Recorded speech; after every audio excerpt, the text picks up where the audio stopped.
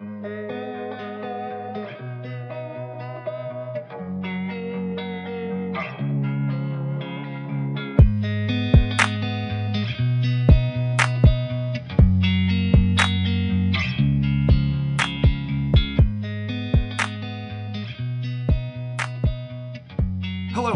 welcome to the Awesome Sauce EDU podcast, where I'm shining the spotlight on awesome things taking place in the classroom.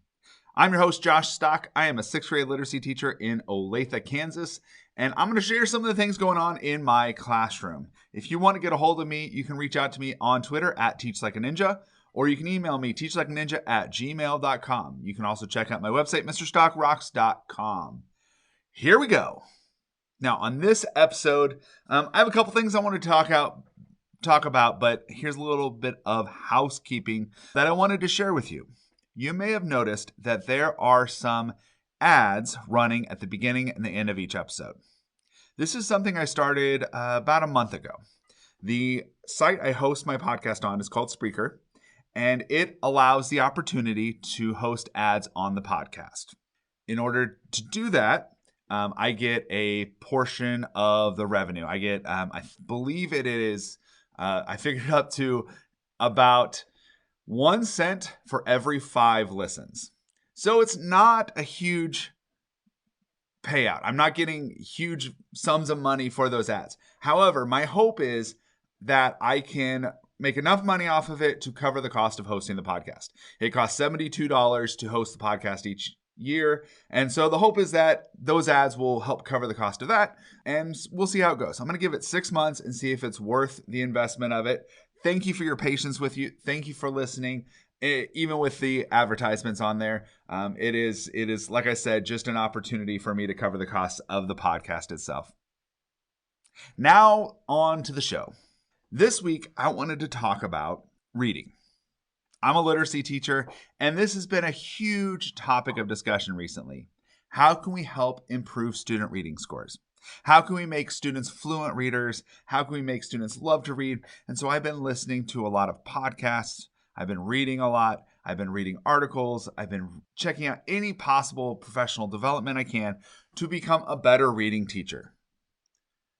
One of the things that is a downfall of secondary education, and this is true for most programs. Thankfully, I believe that things are changing. But as an English teacher in the secondary world, my training, my background is in literature. You're basically an English major when you are secondary English. So I have a lot of expertise and strategies for teaching Shakespeare, teaching classic lit, teaching world lit. I have a lot of expertise in that area. When it comes to foundational reading skills, I don't have a lot of expertise. And so that's why I'm trying to grow my reading practice. And so one of the podcasts I was listening to, it is Melissa and Lori Love Reading. You can check it out on Melissa and Lori Love Literacy. You can check it out on any podcasting platform. And they have a lot of guests on, and they talk a lot about different reading strategies, reading styles, phonics instruction, those new things that are coming up in literacy. And one thing that really stuck with me, is they had a guest on recently, and that guest said something that really stuck with me. The guest actually said something on the Soul the Story podcast, which goes through the reading revolution and some of the backlash to some of the current programs. But what really stuck with me is she said, the love of reading comes later. And that is a painful statement that goes against what you traditionally think of when you think of reading instruction, because I want all of my kids to love reading. Is that the end goal?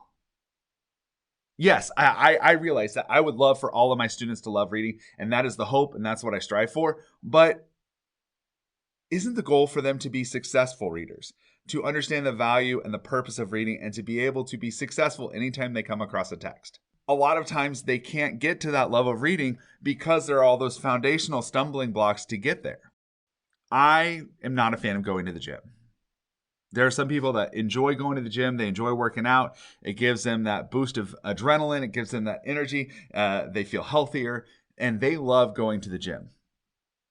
But when I walk into a gym, I am so overwhelmed because there are machines that I have no idea how to use. There are different elements that I don't even know what they are. I don't know where to start. And so, when I go to the gym, or when I used to go to the gym when I was in college, I would get really overwhelmed. So I would stick to the exercise bike or the treadmill because I knew how to do those. I could run and I could ride the bike, but I didn't use the other machines because I didn't know how to use them.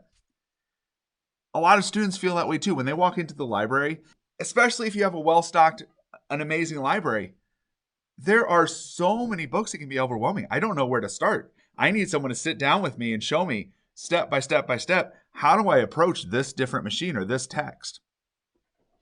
Recently, I was diagnosed with a plantar fasciitis in both of my feet. And so I actually go to physical therapy twice a week to help work on that. And the thing I love about physical therapy is my physical therapist walks me through a rotation of 3 exercises each time. Sometimes it's with a balance ball, sometimes it's with cones, sometimes it's with weights. But each time he shows me 3 different exercises I can do, tells me how I can do those exercises at home to continue to practice, and then runs me through the cycle. That manageable chunk makes it so I can actually do those exercises.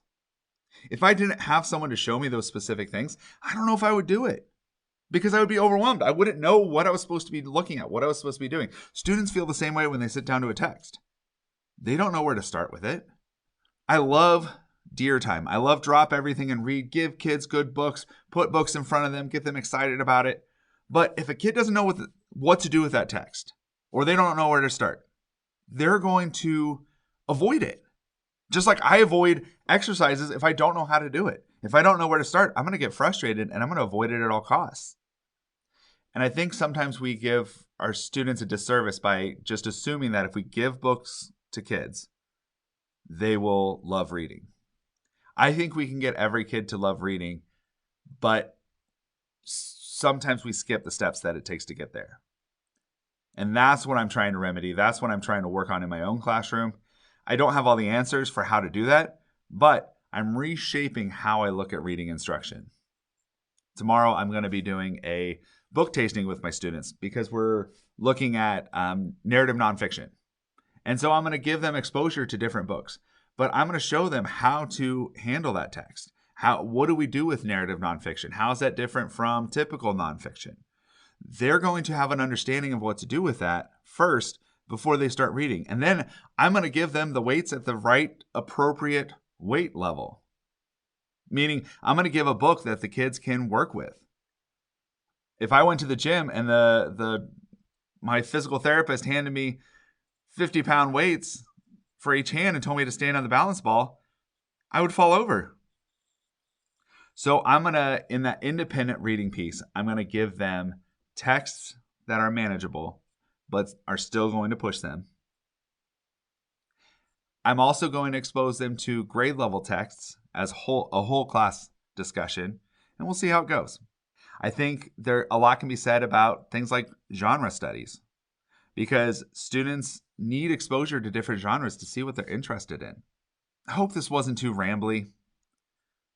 This is kind of my thought process right now as I'm wrestling with these ideas, as I'm working through what does this look like? How do I help my students read? Because I know there are students who are not reading. I know that they're pretend to read. I know that there are students who are just flipping through the pages. And I know I need to work on that. I know I need to help those students find a way to engage with the text. And hopefully someday down the road, they will develop that level of learning. But I got to get those foundational skills first before they can ever even open the text and start to enjoy it.